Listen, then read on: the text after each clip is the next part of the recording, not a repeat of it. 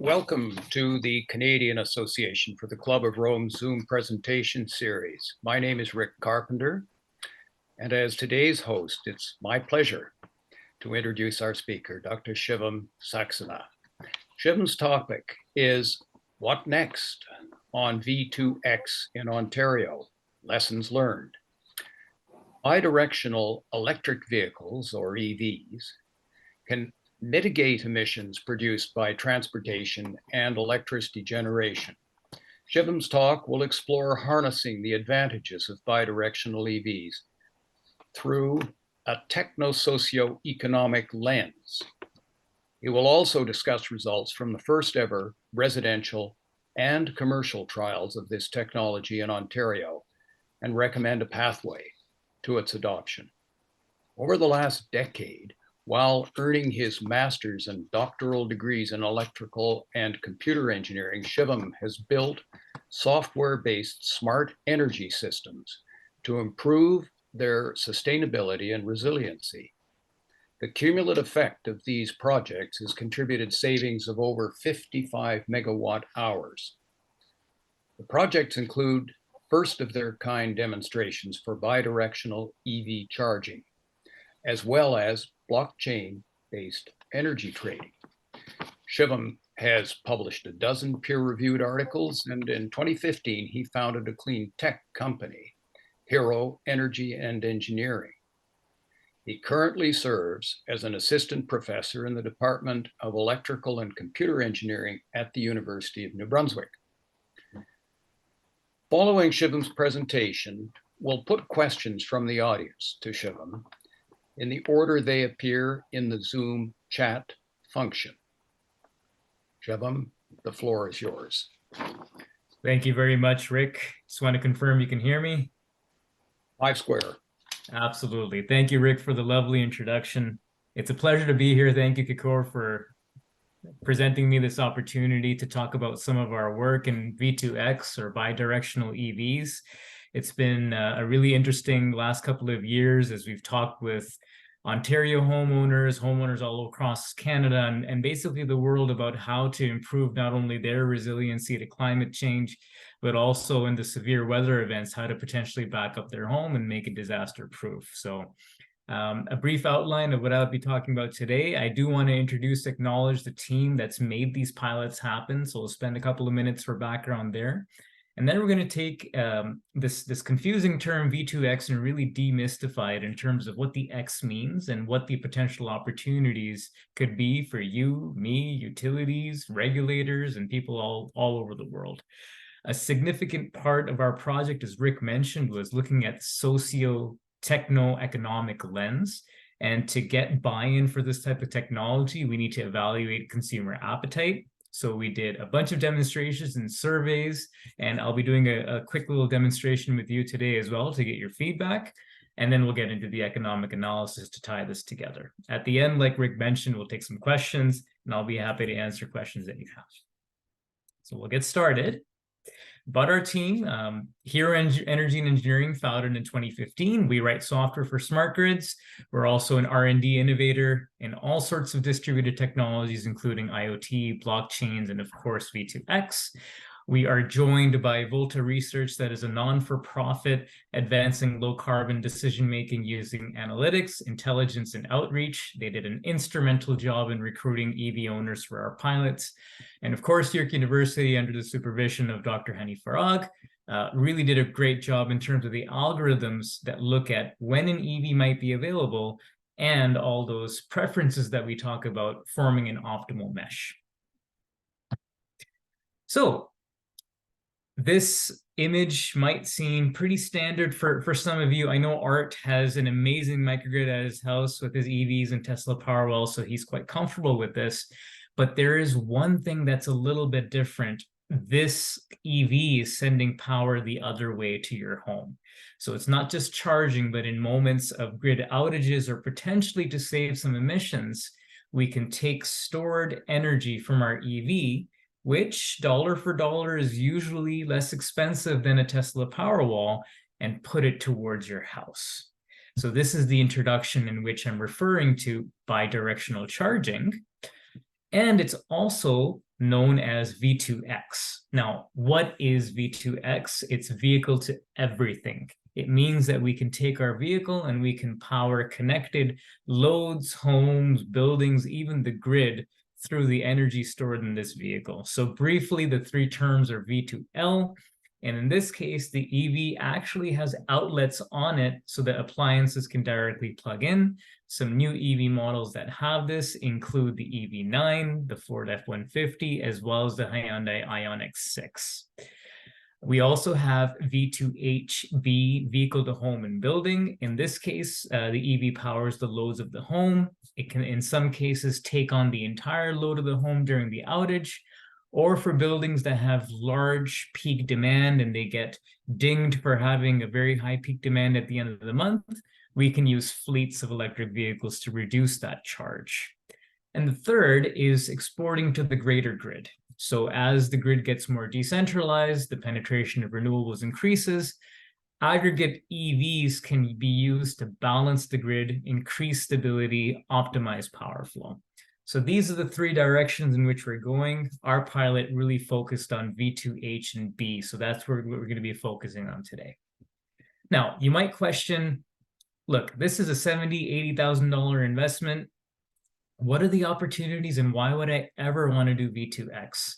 Three reasons. One, incentives and outages. Although I will admit now there is no formal way to get incentivized that will be changing in the next 2 to 3, 4 years. You have an opportunity to sell your stored energy to the utility at peak time, not just at the retail rates, but in some cases, as California has demonstrated, up to $2.50 a kilowatt hours at specific times. So you can see that you can make and monetize your EV and that investment going forward. Second, and what I feel is as a big thing as I've moved to New Brunswick, we're in the middle of a snowstorm here, is outage proof. Everything in my house is electric, including heating and cooling, which means that if we have an outage, I'm out of luck. So having my EV, my Nissan Leaf, 40 kilowatt hours to provide that sort of relief is a big, big motivator for me. Second, supporting the grid. We know that fleet electrification is happening. Canada has mandated now by 2035, all EVs, new sales will have to be 100% electric.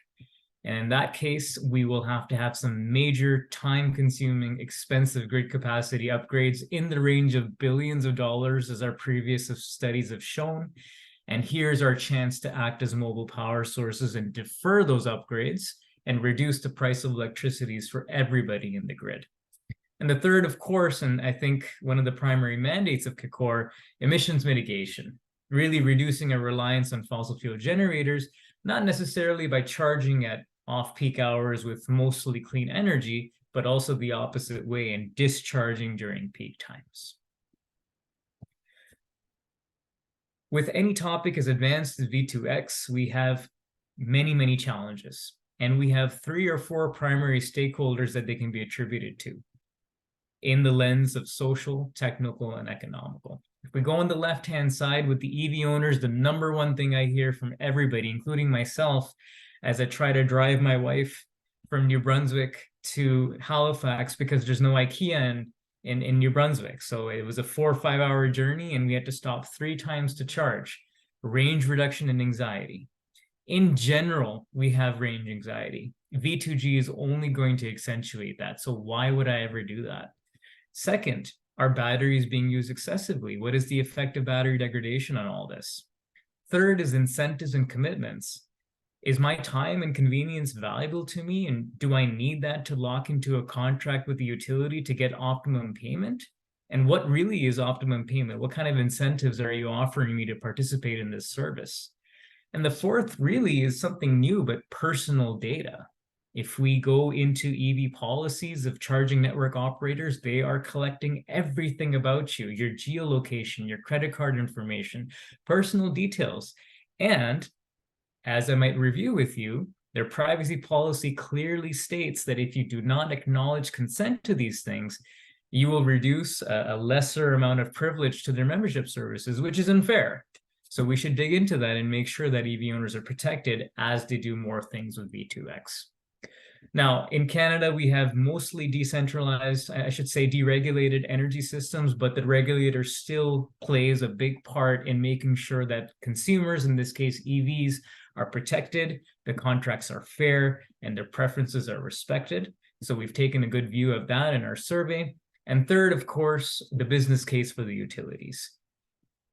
Used to activating natural gas, diesel, fast-acting sort of energy sources, not really used to demand response in terms of contracting with EV owners.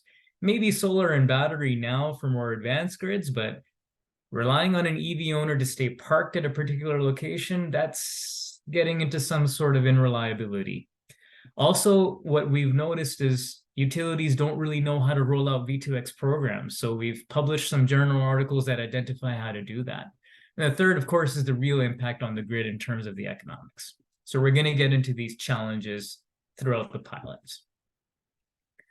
First, starting with surveys, we decided to take our survey to Ontario. We got about 128 responses. Thank you to all those that participated. We're willing to look at the participation due to financial incentives. Is this something you're interested in participating in? And we're happy with the results here. 49% were willing to indicate that yes, even without incentives, we are willing to participate in this type of service. 47% were willing to even without incentives. Now, what we noticed is when we talked about the environmental implications in Ontario, particularly charging with off-peak, mostly nuclear energy in the nighttime between 2 and 6 a.m., and then discharging between 2 and 5 p.m. when our natural gas peakers are on, the participation rose by 80%. So good sign there. Second, minimum incentive to participate. So for those that are looking for some kind of monetary participation, what we found to be the dominant response was free EV charging. And that's about 42%. 35% indicated no money loss. So as long as we get sort of not out of pocket, we're okay with that. Some a little bit more expensive at a free energy bill, which we value at about $2,500 a year, and so on and so forth. So across the board, there's some different distributions for the minimum incentive to participate. And the third is something we want to know, what is your commitment to contract? Now, from a utility point of view, they'd like to know two things majorly. When are you going to plug in? How long are you going to stay? And that binds your commitment to the utility. We can see that that is not an issue when they have stationary battery energy systems because they don't have anywhere to be, but we do. So what is your preference? Do you want to enter into something where it's pay as you go, no contract? Maybe you can do a little bit of arbitrage, charge in the off-peak hours and discharge in the on-peak, kind of like a stock market approach, and get paid less incentives? Or should we go for the fixed contract in which, yes, utility, I'm going to be here for 40 hours plugged in at this times, but I expect $2-3 a kilowatt hour. So we found that people valued their convenience a little bit more, and they went with 78% no contract. Now, some qualitative feedback. These comments represent some of the major issues we found in the survey. Definite unreliable range prediction by the EV. Sometimes we guessingly refer to the actual gauge as the guessometer, a GOM. You just never know what your actual EV range prediction is, and we don't want to get stranded, and V2X is just going to accentuate that uncertainty, so this is not for us. The second we found is trust. This is a huge commitment. The utility is now touching your vehicle, or DER aggregators like my company are coming in and controlling charging and discharge. We may cycle your battery inappropriately.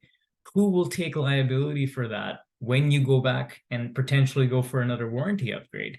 Is it a company like ours? Is it a researcher like me? Is it the utility?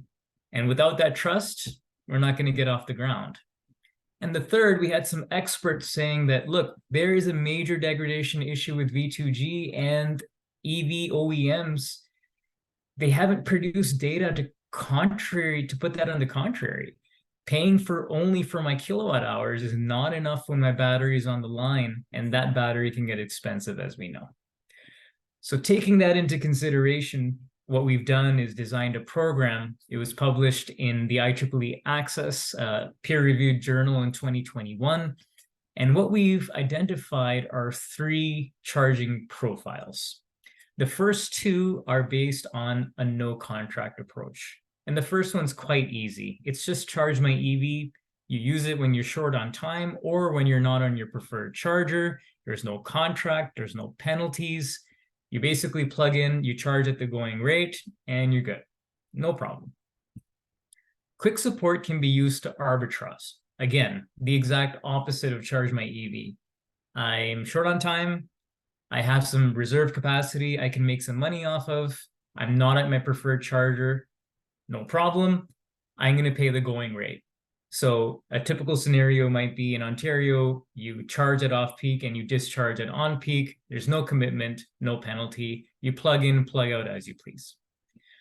Now, to accommodate the utility's request for, hey, we need contracting and some sort of surety of where you're going to be, you're going to use it when you have adequate time and opportunity to plug in. So if you're a shift worker or perhaps your schedule's on lock, you know you're going to be at a particular time and you can identify that ahead of time. So it's a fixed contract. The revenue is not just your regular rate, but you also get a capacity payment for being available.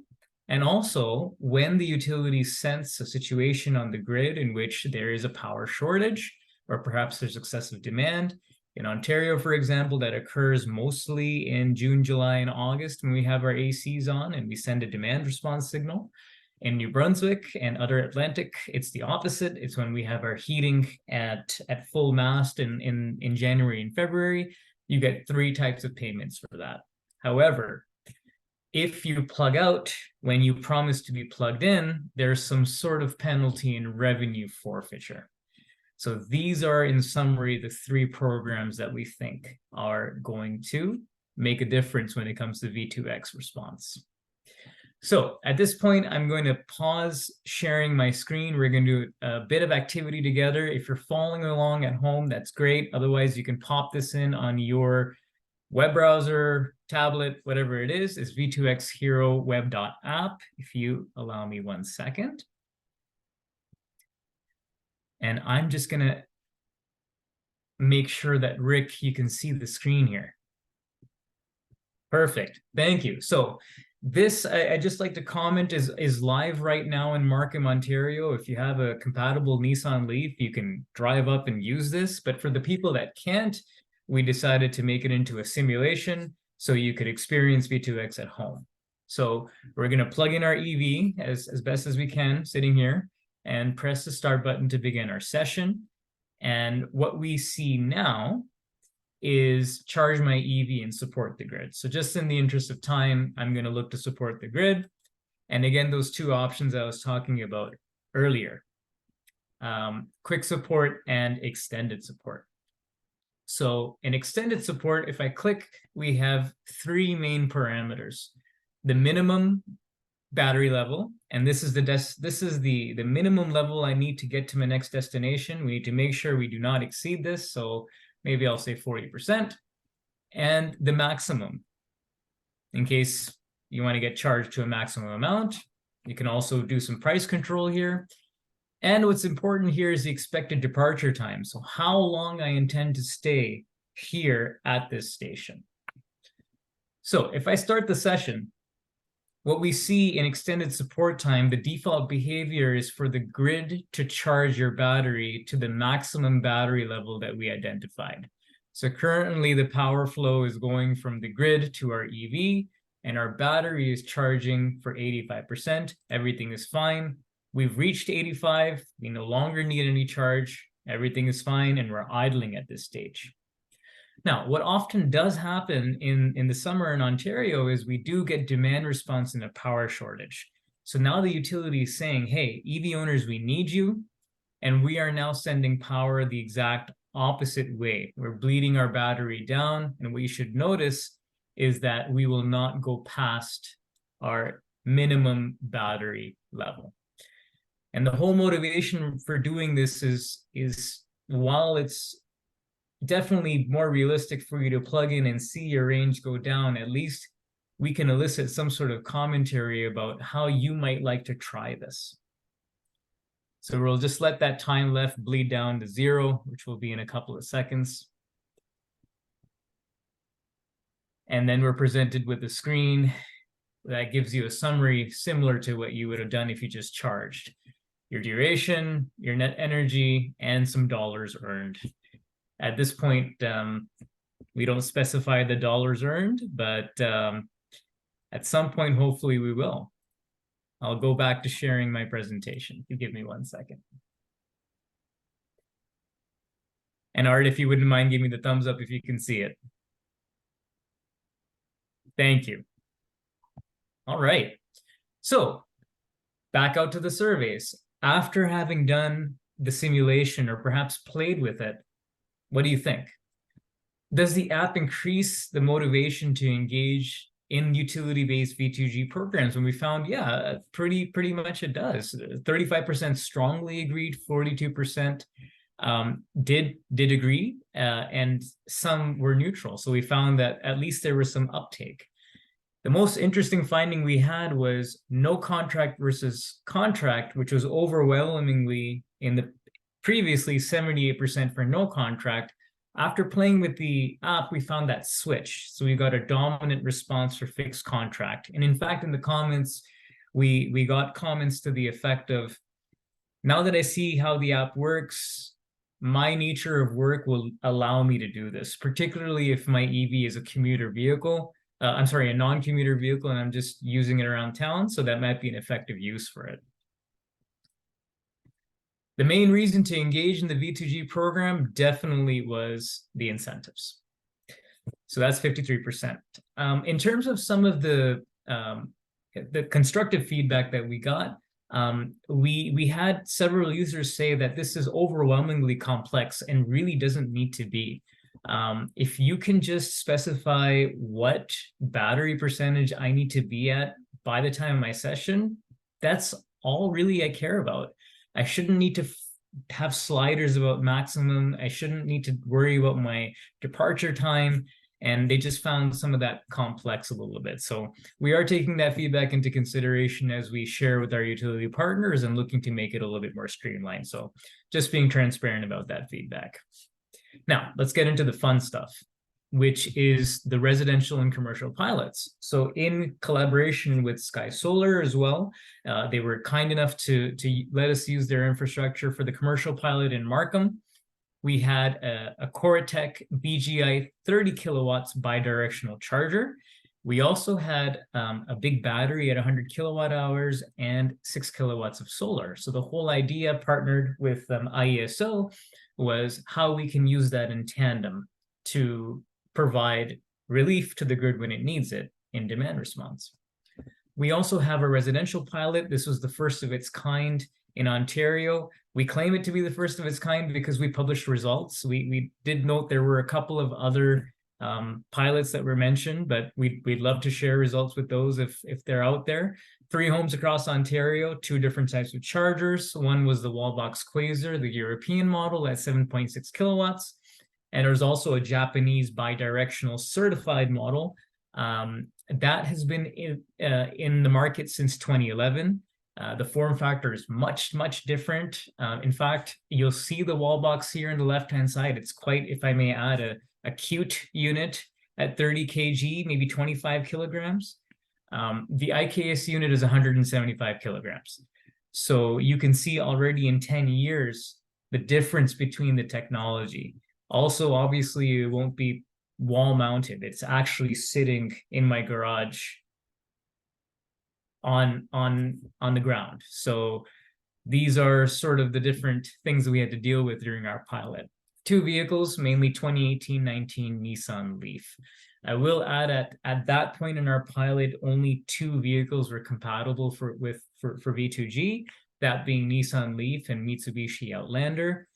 Things are changing every 2 weeks. We now hear that Volvo, Kia EV9, Ford F-150, these are new vehicles, as well as Lucid Air that have joined the list.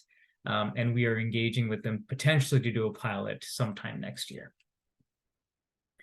So some of you will like to know, what is the timeline for this? Unfortunately, in our case, it took a long time because our utilities had never really heard of this technology or demonstrated it in the first place.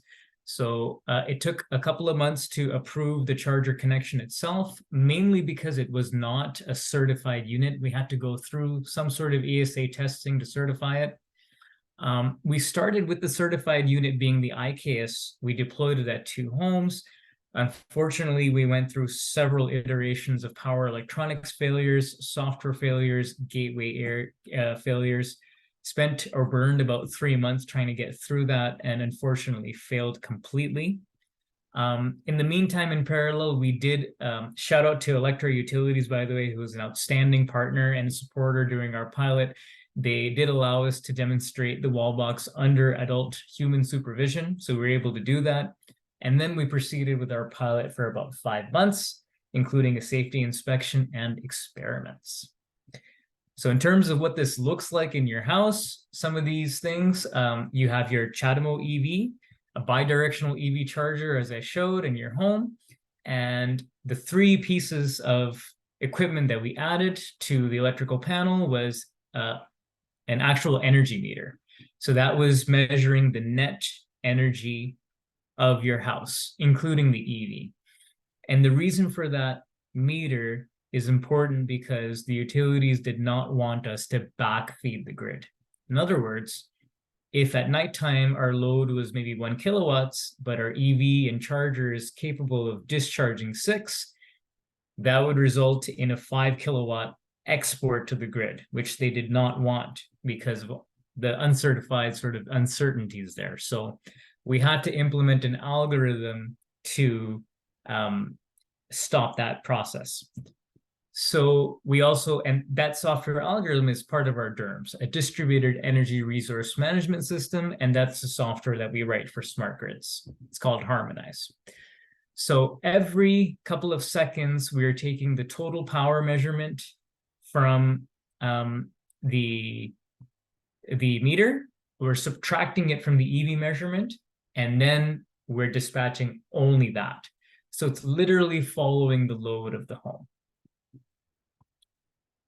Costs for the homeowner, roughly the going rate is about $1,000 a kilowatt. So for 7.6 kilowatts, it was $8,000 for residential. You can see that's about 10 times the same cost for a level 2 charger that only goes one way. So some ground to make up there. Installation costs are also about 2.5 times. Adding the 240 volt service is common. You probably need to do that in your garage anyways, but there's an additional disconnect because it's a generation source as well as a permit. So all that adds up a little bit. Third, the energy meter was about $1,400. Again, we'd like to stress that if you're not really caring about zero export or islanding, you don't need to worry about this. But if you are, it's another sort of addition on your line. And also the utility fees. So for those of you that are connected, solar or other things, you have to connect and pay for a bidirectional meter, and all that's about $437. So to take our demonstration homes from nothing to bidirectional ready is about almost $12,000 at the end of it. Now, those costs are projected to come down, of course, but at the same time, this is what it is at the moment. So some results for you. Load following with zero export to the grid. And here what we're doing is we are turning on all sorts of residential applications and seeing how the software is controlling the EV. So the three plots I'll get you to look at is the purple plot is the net house power. So if that experiment went really well, what we'd expect is that purple plot to be pretty much zero, because we didn't want the house to consume any extra energy or the grid to feed it. We see that's not the case. We see the house load, which is just the house load. So what the applications are doing at that point, and then the EV power, negative in this case being discharging. So if we start on the left-hand side with the kettle and the washing machine, that looks pretty good. The orange plot and the blue plot they should be almost mirror opposites of each other, because the EV power is only satisfying the house loads. And the result is that the purple plot, which is the net house power, should be 0. Washing machine, kettle, no problem. We get to the dryer and things start going not ideally. We see large stretches of time where the house load is at full capacity, 6 kilowatts. And we see full, even though we have 6 kilowatts here, the net power is above 0 kilowatts. We see portions in the middle where we are 0 and we're doing our job, but then back up again. And I think anybody that has observed a dryer in action might be able to follow what's going on here. Dryers are extremely dynamic. They have multiple cycles, heating, a little bit of cooling, and they switch back and forth, some rotations as well. We found that the EV and charger combination was not fast enough to do those dynamics. And in fact, if you look closely, we see the EV sort of trailing the house load a little bit. And that's makes sense, because from going from 7 kilowatts charging to minus 7 kilowatts discharging, our combo took 8.5 full seconds. So that's not real time and instantaneous, which is why we're seeing these results here. So that's a little bit about how the charging technology is there, but we need to really focus on making it more real time with tighter control loops and improved power electronics. So back to this, some statistics. We ran the experiment for 6 hours. The house loads contributed almost 7 kilowatt hours. The EV was responsible for supporting 4.4 kilowatt hours, which is just about 67%. So not bad, but not really the 90, 95, 100% that we're looking for in this case. Another test we did was a 5-day emissions arbitrage test. So what we did is we took the Ontario time of use rates and we said, okay, well, if you charge off peak and you discharge on peak and you get to get paid for those amounts, how is your EV reacting? And we have some figures for you here. We ended up getting an incentive, if you call it that, for $12.50 over 5 days, so not much. We did reduce 3.6 kilograms of carbon emissions, so that was nice. And the net energy expenditure was 7.7 kilowatt hours. That because the discharging efficiency is a little bit more than the charge, or sorry, a little degraded than the charging efficiency. So we did have, instead of a net being 0, slightly positive 7.7 kilowatt hours. So results of a 5-day test here. From our commercial pilot, we had a little bit more time to do that with the IESO. We did it over all 4 seasons, minus 30 degrees Celsius to positive 30 degrees Celsius, just to see how the EV would respond.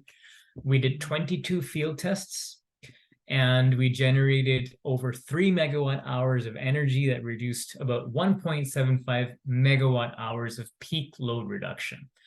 Of that, the contribution of a single vehicle was 240 kilowatt hours. So maybe the monthly bill. We were able to obviate from a building, and 165 hours total of the V2G being plugged in and demonstrating good reliability in general. So these are some of the highlights from our commercial and residential pilots. Now, lessons learned, and there's a bunch of them.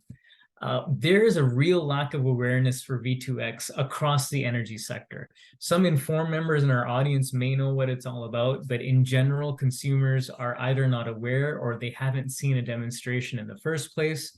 So the app or the education piece was quite a challenge for them to understand how their EVs could be monetized, and really to understand what the implications were for our grid, as well as any environmental concerns with respect to emissions.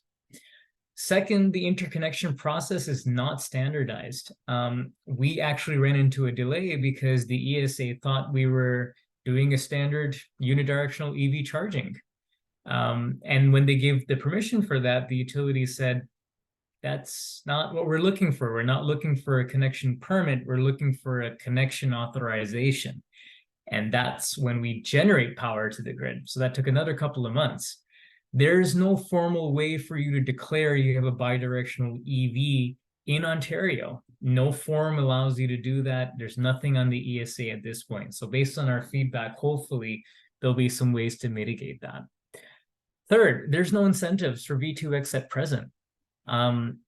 It's actually quite unfortunate that our net metering laws must include complete renewable energy. So if you have, like me, an EV but no solar on your home, you do not qualify for net metering.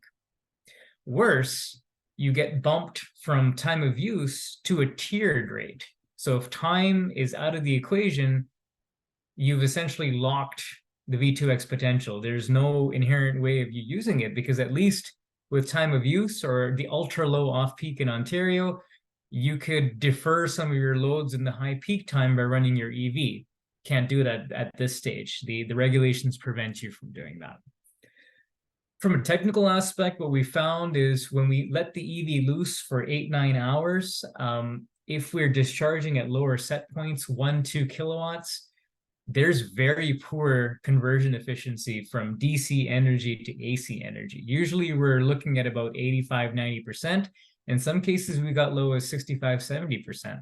So there really is no use. We're almost better off targeting spots where there's significant high carbon intensity and discharging at higher set points at that time. Third, we faced over 4 converter failures in our pilots.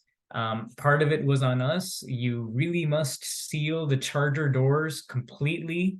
They have internal ventilation procedures, and we blew some power electronics. So for those of you that are trialing this technology or perhaps have batteries at your home, check your seals one more time.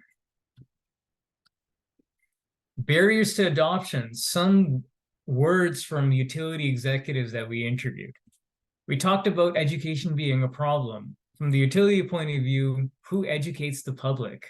Is it the OEMs? Is it the regulators? Is it the utilities? Who will take on the financial burden of doing that? Nobody's putting their hand up at this point to do it, and that is a significant expense. So that's a big barrier.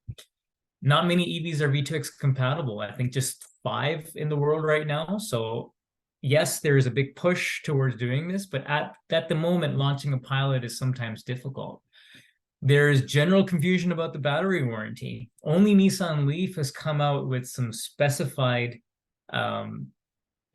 partners and saying that, yeah, you know what, if you engage in these pilots, we're okay, we're going to make sure your battery is okay, but other people have not been so forthcoming. So there's generally a lot of confusion about that, and that's the first question we get.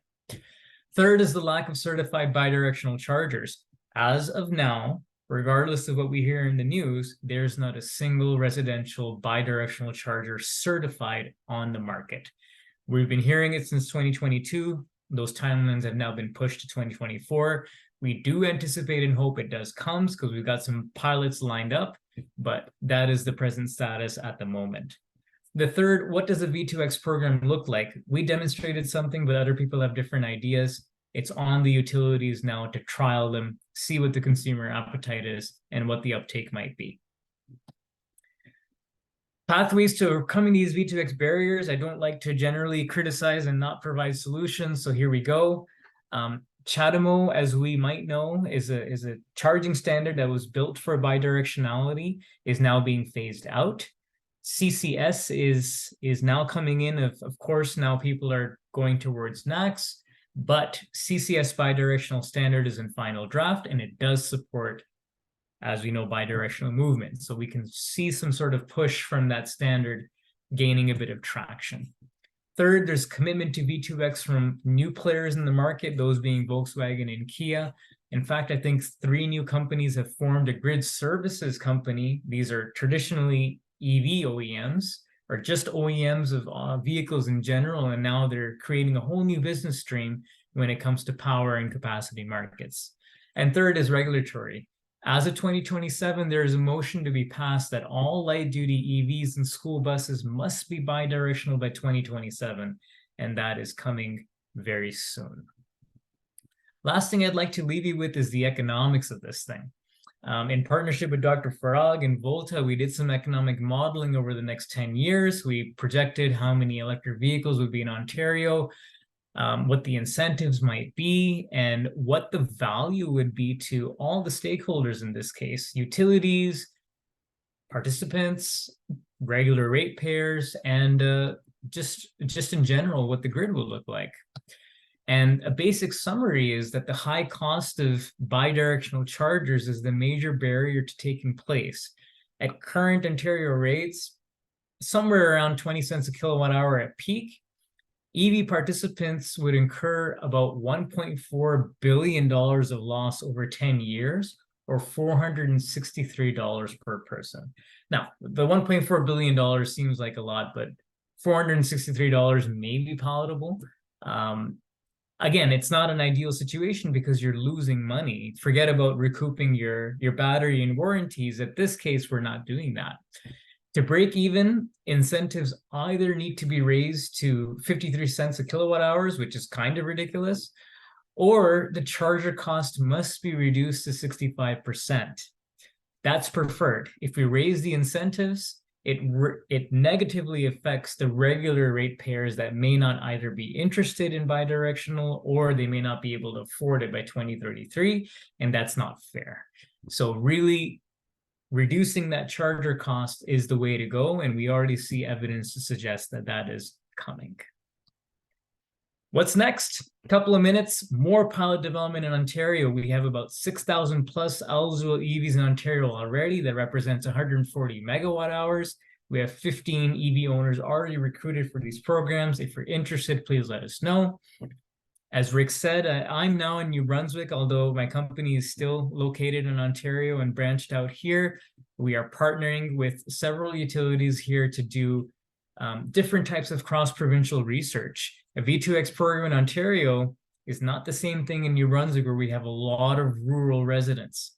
So that sort of demographic and making sure we're inclusive of all groups is really important to us.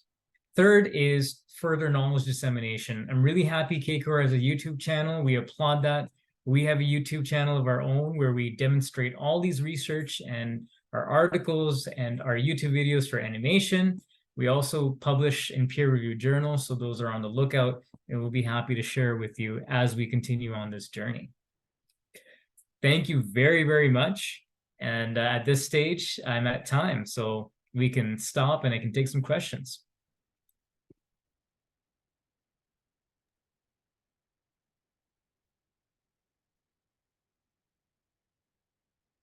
I'm sorry, I think unmute. Unmute. Rick. Yeah. Thank you. Yeah, thank you very much, Shivam. You've succeeded in packing a lot of very useful and interesting information into 45 minutes.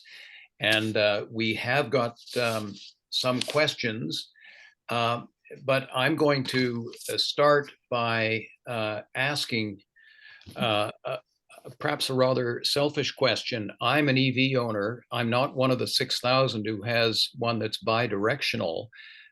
Will those who've already invested in an EV have any hope of setting their car up so that they can become participants in what lies ahead?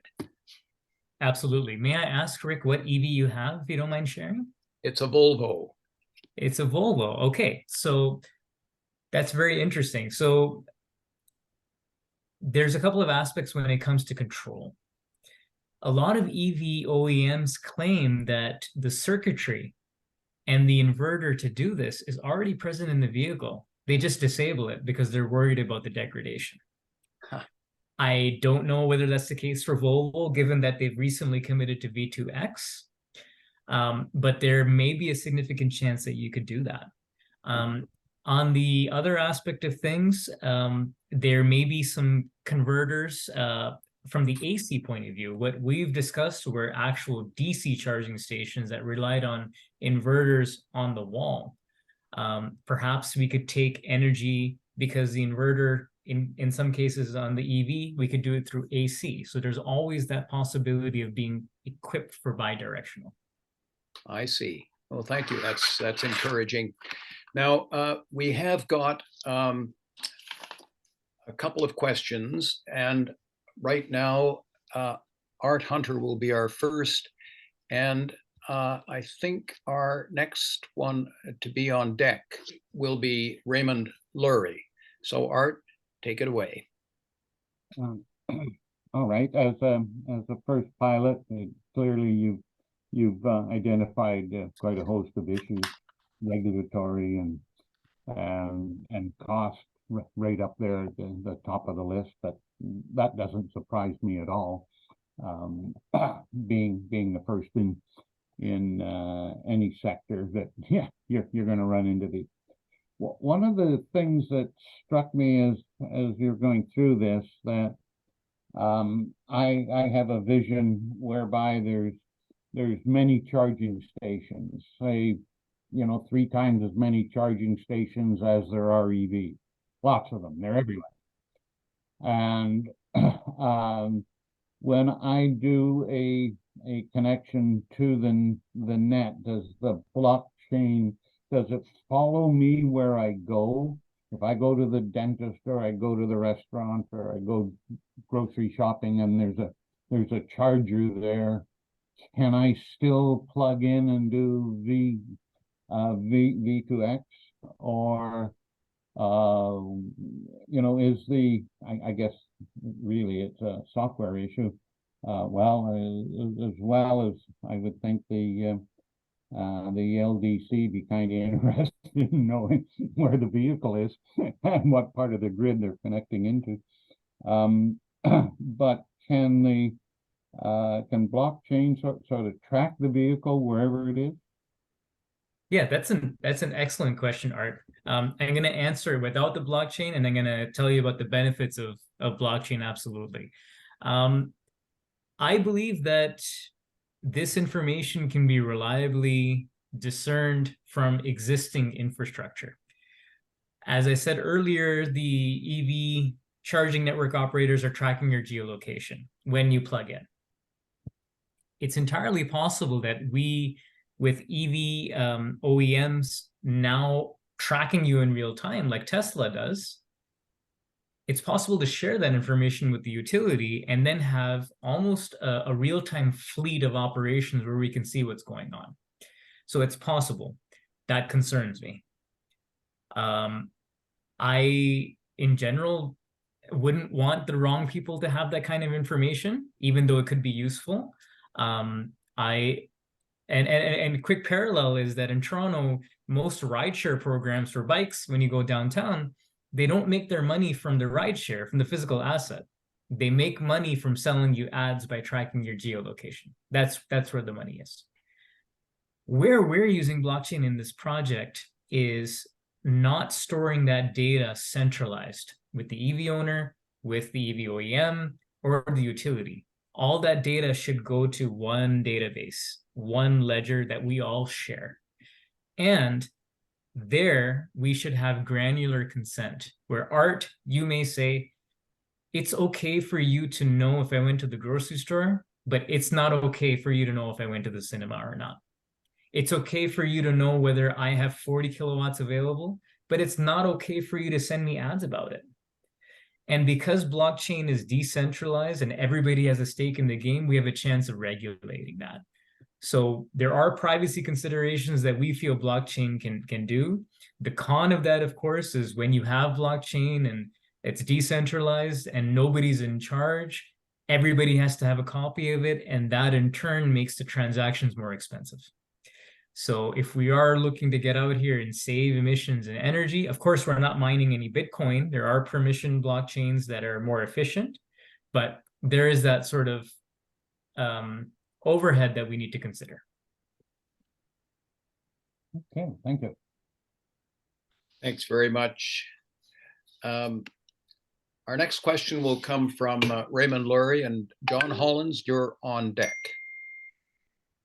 Hi, very interesting presentation. And full disclosure, by the way, I'm president of the Electric Vehicle Council of Ottawa.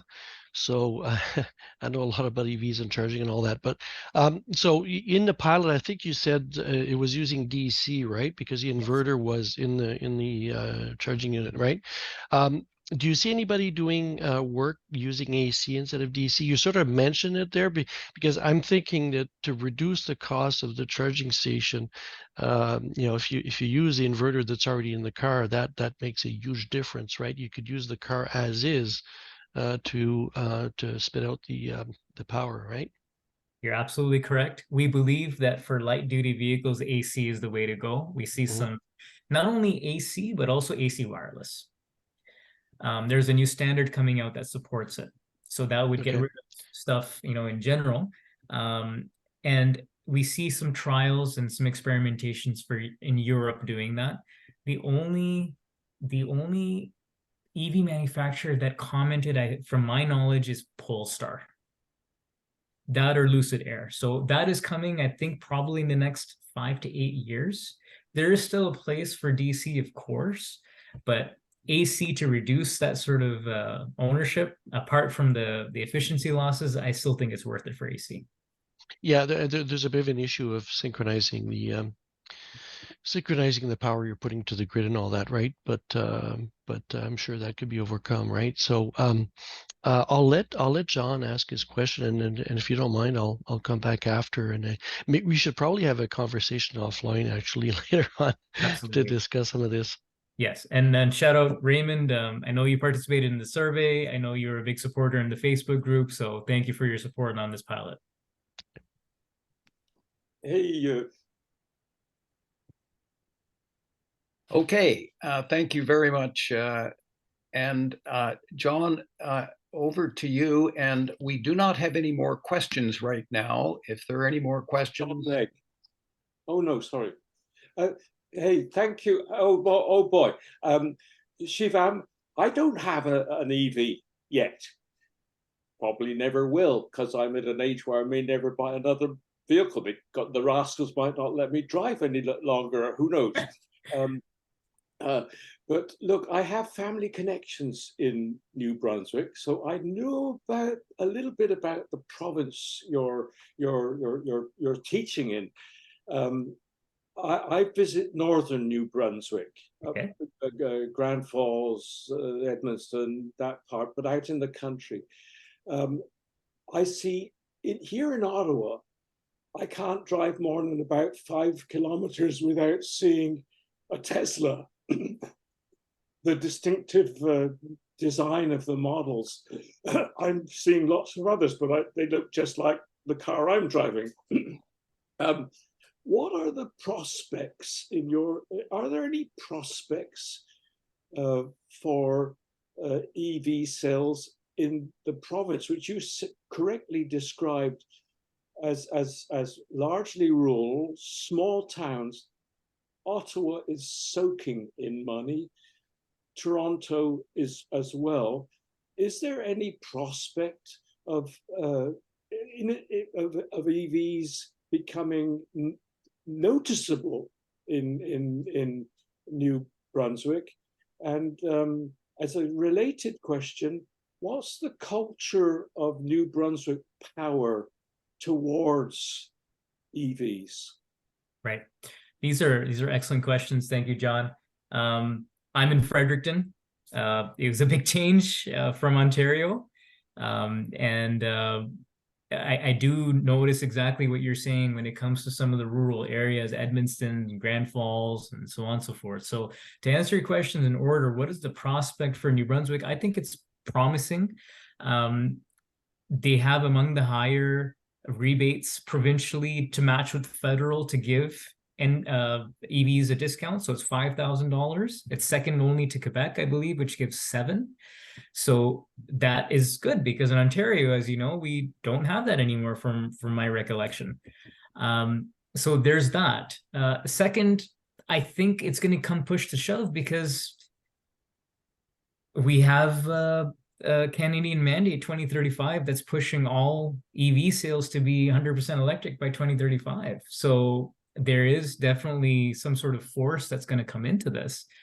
And I'm pleasantly surprised again, biased. I've only been here for 4 to 5 months, for such a small city in Fredericton and some villages like Harvey, we do have DC charging stations. So it's probably not enough. It's probably more than enough to support the current existing population of EVs in New Brunswick. But as they adopt, we're going to have to scale.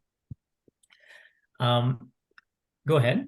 Were you going to say something now? When I'm in New Brunswick, my family is in St. Leonard, Okay. a small, big village of 1,800 people, but it's right on the Trans-Canada Highway.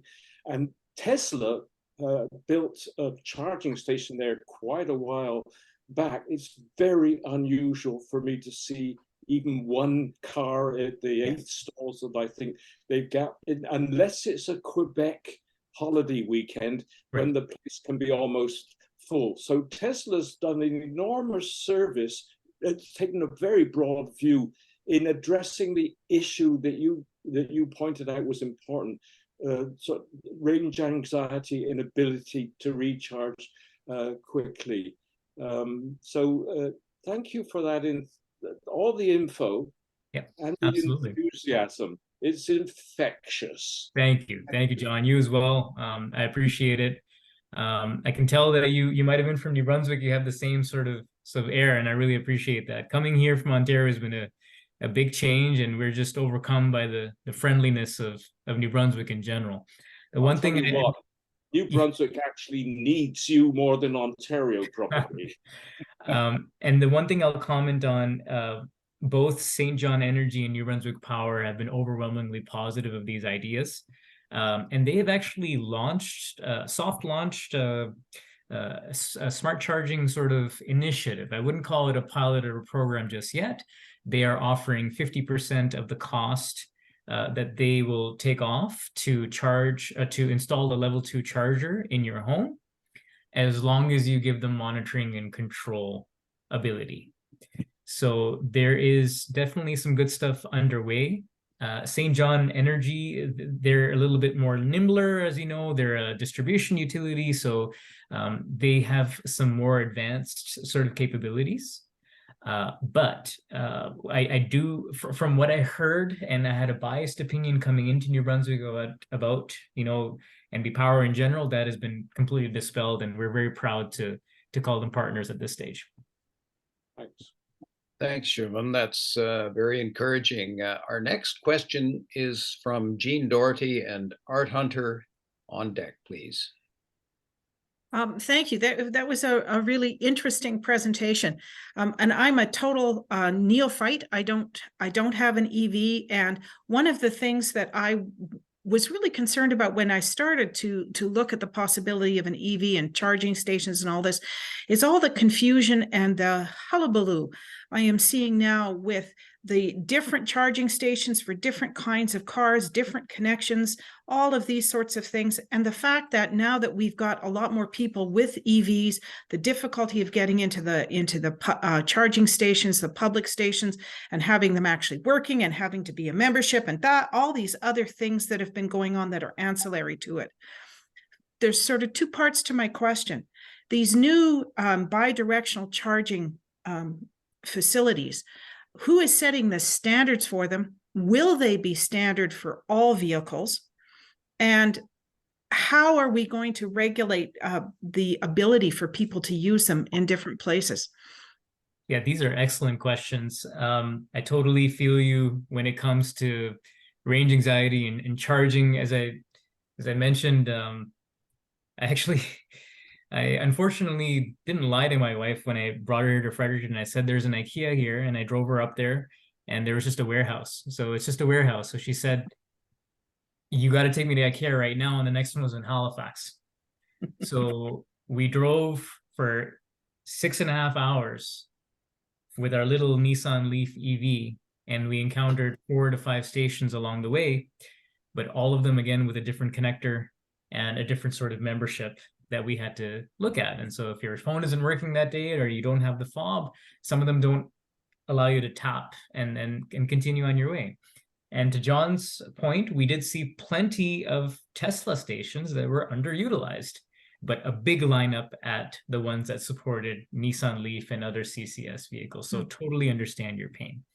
Therein lies the answer to some of your questions when it comes to standards, which is an excellent one. There are 3 or 4 different types of standards. The one we focused on is called UL 9741 from underwriters, and that's governing the grid connection between your EV, your bidirectional charger, which has an inverter, and the grid. So some of the issues that Raymond was talking about earlier with synchronization, but also the safety of it. One big concern that the ESA had in Ontario with our pilot was they will no longer allow you to stack 3 Tesla Powerwalls in your garage because it's a safety hazard. A Nissan Leaf is 40 kilowatt hours. So, and all the EV battery capacities are really increasing. So this is going to be a big barrier in the future that standard seeks to address and do some testing on. So that's from the regulatory point of view. There are other standards called ISO 15118 that talk about interactions between the EV owner and the vehicle. And everybody is sharing your pain when it comes to interoperability. I don't want to carry 7 apps in my mobile wallet or have 7 fobs just so I can have accounts with each one of them. So we're hoping that the authentication and all that will be done from the vehicle itself. Every vehicle is unique. Through the standard, you'll be able to authenticate and know who you are. And although there is no talk at this point of your preferences being stored, there may be a way for your vehicle to communicate what you want to do at this point. And that may be managed completely from your OEM. So you might just have a Volvo app that's built into your car for doing that. I don't know what the long-term implications of those are. I also know it touches a lot more people. For example, the preferences that I showed in the demo must be known by the utility to see what the advantage is. Otherwise, they're going to turn on the gas power plant, right? So is that going to be something that Volvo communicates on your behalf, or is that going to be a utility app? Those types of questions are still outstanding. But the basic level, if we throw bidirectional away or just focus on the interoperability issues that you raised, those are going to be addressed in the next standards because everybody's sick of it. So who actually are making the standards? Are they the utility companies? Are they the car manufacturing companies? Who are doing these standards so that we can actually support the grid and help them? Yeah, so that's ISO, the International Standards Organization. Okay. And the particular standard name is 15118-20. So that's talking about the interactions. From the utility, they don't necessarily make standards. They might have pilots and things of that nature. It's up for the safety standards and the regulators to inform how they can retrieve revenue and things of that nature. Okay, thank you. That answers my question. Thank you very much. Sure. Thank you, Shivam. And Art, you will be the next questioner. And I see that Peter McKinnon's just come in with a question. So Peter, would you please put yourself on deck? Yeah, and I think John Holland's got a policy question. Yes, as well. I've got a couple. Ray and John will be next. Okay. This is specifically directed at Tesla, and because they're, at least a decade ahead of every other manufacturer, as well as in their charging infrastructure. In my case, I have 3 Powerwall Tesla batteries running my house, and they have a storage capacity of 40 kilowatt hours. My Tesla Model 3 EV has 80 kilowatt hours of storage, the biggest battery I could get, because I'm looking forward to connecting this total capacity of 120 kilowatt hours to the grid. And awesome. I might be dead by the time that happens, but no, not at all. I would like to see that sort of thing happen.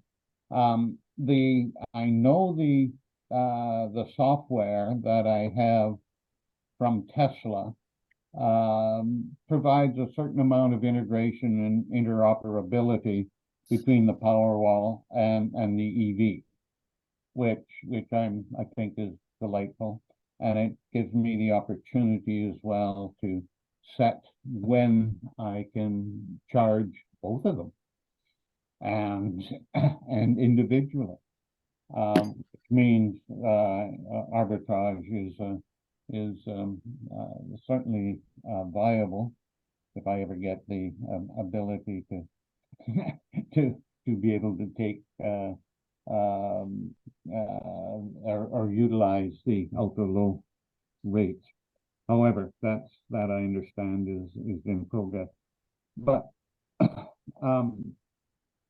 with regards to the other manufacturers, and you talked about the difficulty of having a common plug and charging capacity, I understand Tesla is in fact opening up their charging infrastructure to all the other vehicles and using their standard connector and adapters and issues like that have to be addressed.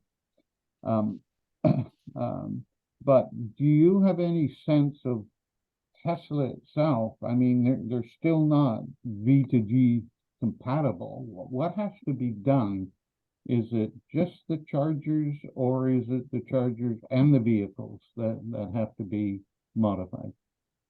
Yeah, excellent question, Art. Also, your house sounds like a dream, so I would love to visit one day. Now, Tesla specifically is interesting, and you really mentioned the key point about everybody conforming towards NACS. So in my presentation, I highlighted that, yes, CCS is now bidirectional, and instead of using CHAdeMO and 2 vehicles, we can expand it to potentially 15 or 18. And that lasted for about 2 months because NACS took over. So it seems like Rivian and Ford and everybody's going towards NACS, right?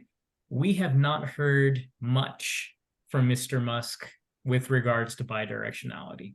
Some insider consumer reports my colleagues tell me say that Tesla is perfectly equipped for bidirectionality, but will prevent it because of the reasons of battery degradation. And also maybe they don't want you to be in control of that. They have this really nice software set up to do all these things. Perhaps it is in their future plans to lock out other systems integrators like ourselves and manage it themselves and go into power markets. Although at this point, this is just speculation, of course, Tesla has a parallel business with Powerwalls, and it's very successful. So he may not like to cannibalize that. Who knows? So to answer your question very shortly, it seems that not only Tesla, but many vehicles can do it at this point. They just need to have the software switch done. And it's really at the mercy of regulations and business cases, and going forward, that's going to go for that. But at this point, there's no speculation on whether he intends to play in this market or not.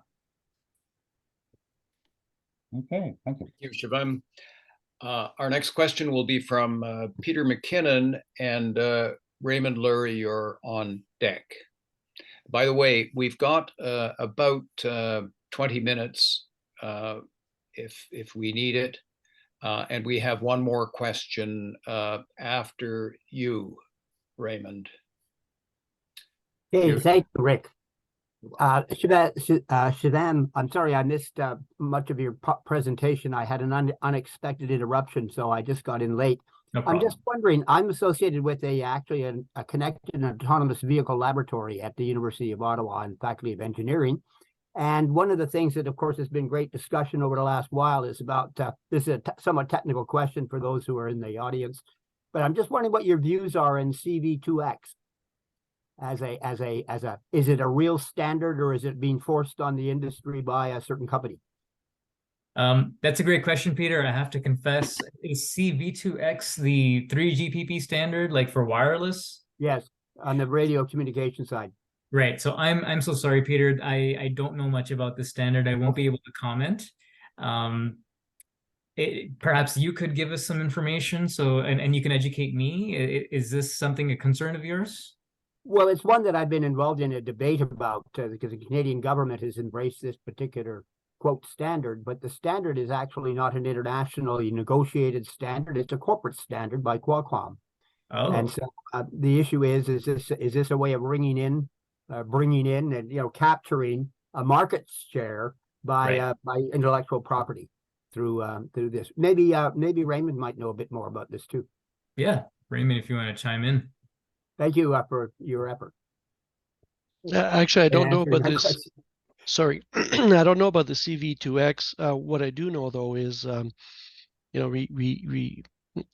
won't defend Musk, but what he's done up to now with the NACs and all that is he's all indications are that he wants to share the technology and share the standards. So the NACs is not actually a standard yet. Or the I can't remember the organization, the ESA, I think, no. Anyways, and there's an organization in the US, automobile-based organization, that's looking at standardizing the connector itself. Oh, it's Now, there's ESA. also the protocol that's being used through that connector.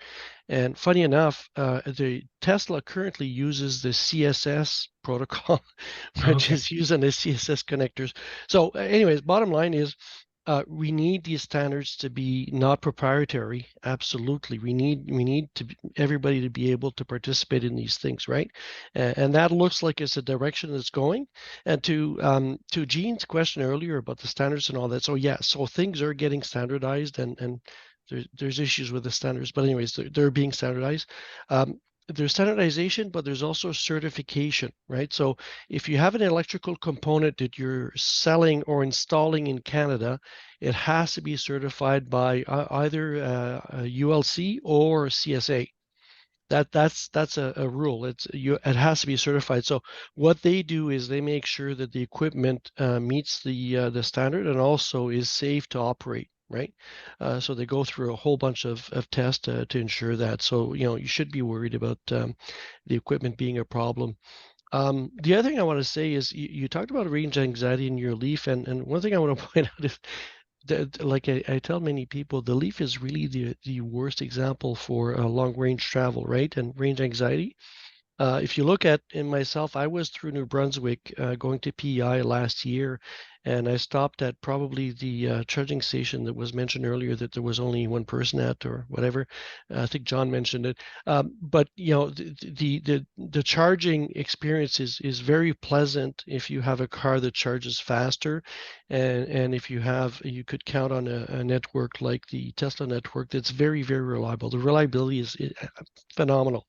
Now, with everybody adopting NACs, everybody's gonna have to compete against Tesla if they want to get people to charge at their chargers. So that should push the industry to improve on that, right? But that has been a problem with the non-Tesla chargers. There's no doubt about that. Right. So, but we should have a conversation offline, because I'd like to pick your brain on a few other things that are Likewise. a bit too detailed for today. Sure. Okay, thank you, Raymond. Thanks, Shivam. John Hollins, do you still wish to pose a question? That's in order. Oh, sorry. So, mute.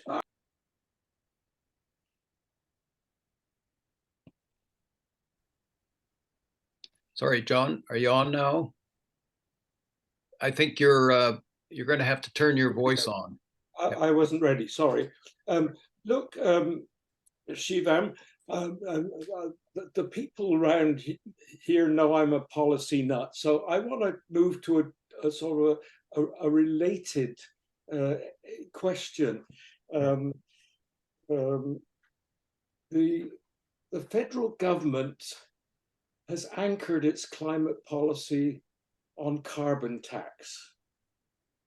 From my perspective, it's a total waste of effort. And what's worse, two things are worse. It means that many citizens think that's all that's necessary, and it isn't. Our federal government doesn't know anything about the technologies related to this existential issue, and it's proved so far very difficult to help them deal with that. If I was creating federal policy, I wanted to do with what some other countries identified 10, 20 technological sectors where they could set goals that could be measured at least every year, possibly more often than that. Two of my goals would be, I think probably similar to yours, increase the number of sales of EVs. And the second one would be to foster charging networks. The other 15, 18, we won't talk about. But at the moment, the only management of its climate program that the federal government can draw on, if you can't measure something, you can't manage it. That's taken. The only report they offer is once a year. What were the national emissions? They have to report that to the United Nations. 15 or 16 months, the year that finished 15 or 16 months ago. So we won't get the report for 2022 until March or April, possibly May of next year. You can't run any kind of program with that kind of measurement basis. Statistics Canada, I think, already reports the sales of EVs. I don't think it reports anything about charging. What do you think about the? Do you have a reaction to what I've just suggested to you? And are you in any way connected to people who work in policy? Yeah, I think these are excellent questions. I strongly agree with everything you've said in terms of a reaction. I have a graduate student that's working on some policies when it comes specifically to V2G. There's something across Canada called a clean fuel credit that has nothing to do with bidirectional charging. But if you charge at particular times, you can get a credit that you can rebate towards yourself personally. So, and that's just for charging at times when there's like lower carbon intensity on the grid. So these are some tools that I think could be interesting. The second thing that you said in terms of me being connected, our partner organization, Volta Research, is quite connected to CHMC. I really liked what you said about creating those networks and making sure that we're accelerating EV charging sales. The third thing I think we can do is get involved with housing. So all these new builds coming up, all these new houses, we need to work with them and EV charging manufacturers to bring that right into the house itself, outfit it with 200 amps, and then set these local programs with your municipalities that do this type of arbitrage. For example, every EV in Ontario with about 40% of their battery capacity could shave 2 kilograms of carbon every night. And if you scale that across 10, 15, 30, 100,000 electric vehicles, and we're not even talking about buses yet, buses that sometimes in the summer stay dormant, or different fleets of vehicles that have different opportunities, we have these chances to build these policies. So I agree with everything you said. I think if we can standardize the discharging at particular times, we not only reduce emissions, but also the utilization of energy itself. We know that renewables are in the increase, but we can only optimize them when we know what's going on in real time. So if we have opportunities, for example, in New Brunswick, it's quite good. 6 to 9 a.m. is your peak, 4 to 8 p.m. is your peak. In the middle, so if you're at home and your EV's at home, you can discharge slightly, you can charge the renewables throughout the day, and then you can discharge again. So there are sort of demographics that can support this. Rick, may I show a screen, please? Sure. Yes, by all means. We've got a few minutes, Okay. 5:22. Yeah, we got a few minutes. Let me share this one.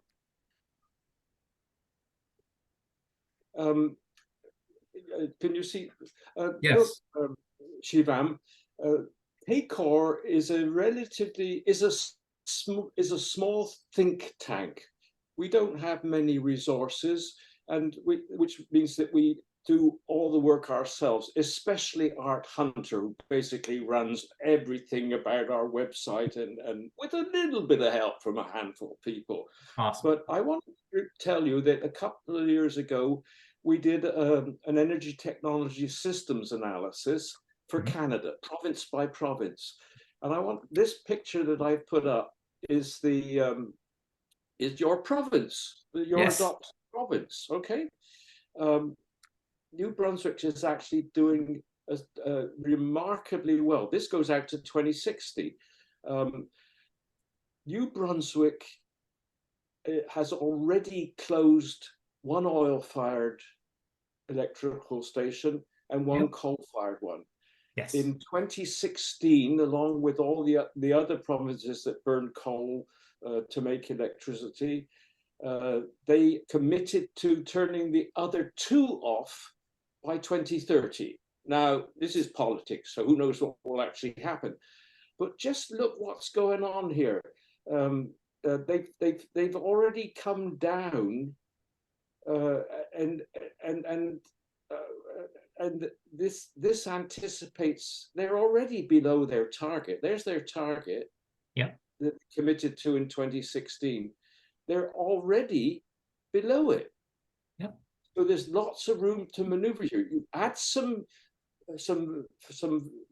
feed to grid here, and boy, oh boy, you could do something about the plethora of big old trucks. Yeah. So when you're working on this, if you would ever like to draw on the work we've done here Love at to. KCOR on this kind of thing, and I've got other graphs which show what could be done to bring it down even more than that. So don't hesitate to come back to Art and ask for a lead. Thank you, John. Thanks very much. Thank you, John. And likewise, we also have data that we'd be happy to share with you. It informs your analysis, and we can definitely work together. And it's so interesting you mentioned that graph.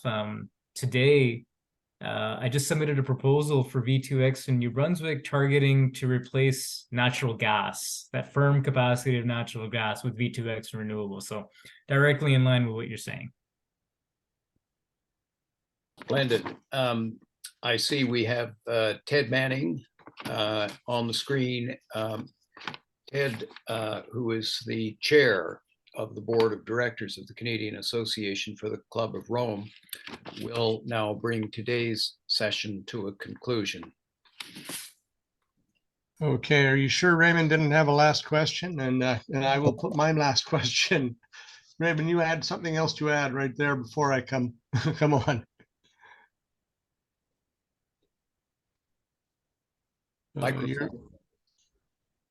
You're muted, I think. Microphone. Can you hear me now? Yep. Yep. So I had two of the mutes. I'm sorry about that. So the graph that John showed was interesting because transportation seemed to be flat until very far in the future. If you look at the numbers that have been predicted by the Rocky Mountain Institute, the consumption of fossil fuels for transportation should start dropping rapidly within a couple of years, not just light duty, but heavy duty vehicles also. But the other thing I want to say is that it may seem like there's not many other policies that are looking at reducing greenhouse gases in the federal government, but there are a ton that are there. And I give some examples there in the chat that there's rebates for EVs, right? There's actually a lot of money being spent on deploying charging infrastructure across the country. There's a clean fuel standard. There is a credit for charging but it's not individual. It's you can only apply it if you have a minimum amount of of chargers that you could use. So charging networks get a credit that, from that to that they could apply to their investments and all that. So there's a bunch of other programs that are there. The problem is most people don't know about it because it's not really something that the common people talk about, right? Because they're not interested in the subject that much, right? Good points. Go ahead. Thank you very much. By the way, Raymond, I was going to twig in too, because there are a lot of it's more local levels too, and provinces, and they are not necessarily coordinated. And in fact, they're in each other's face because become very politicized in trying to find out what you get. And I've done it myself. I drive an elderly, an 11-year-old SUV, which I don't need. I'm waiting for it to die. And one of the reasons I was very happy to listen today was that, hey, there are 2 or 3 rather interesting looking, totally electric small SUVs out there that quite interest me. I'm not sure if I have anything to plug it in if it's two-way, but I certainly have decent reason to have a small vehicle that isn't that big just to take me to my cottage and out to eat. Anyway, that said, policy has always been an issue.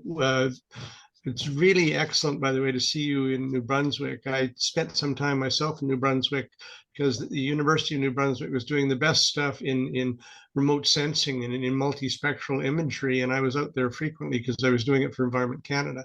So awesome. Canada has a lot of neat, capable places. And I think you can do very well there. There's some pretty nice people there. Thank you. Anyway, so that said, delighted to see that Canada's in this business and doing stuff, and really very much enjoyed your presentation. And we have a lot of people in this organization who may be able to be of help, probably more in the policy stuff, although Art certainly has a lot of direct stuff, and so do some of our other members. So please feel free to use this as a resource. We're getting old, we might as well use our stuff. Thank you, and likewise. So thank you very much again. Thank you for the presentation. There is another one coming up every week now. I'm afraid I won't be here next week, so somebody else is going to have to do the wrap up. But thank you again for coming. And Art, I think you are about to put the final slide on. No, I think we'll just proceed now. Okay, well, don't worry about it then. Just say, for those of you who do not belong, please do. Doesn't cost very much. We have the money to pay for this session every week. We are now have the money to spread it even further. We, as I said to some of you who were here earlier, we've even got it now right in the face of the Club of Rome itself. So it means that something worth doing here in Canada can be spread around to where other people can understand it. And that was really the last message today, is that, yeah, there's a lot of good stuff happening. And us policy wonks have been trying for years to try and figure out how to get people's attention and to focus it on the good stuff. We're still trying to do that. So please come next week and help us do it again. So thank you very much for coming.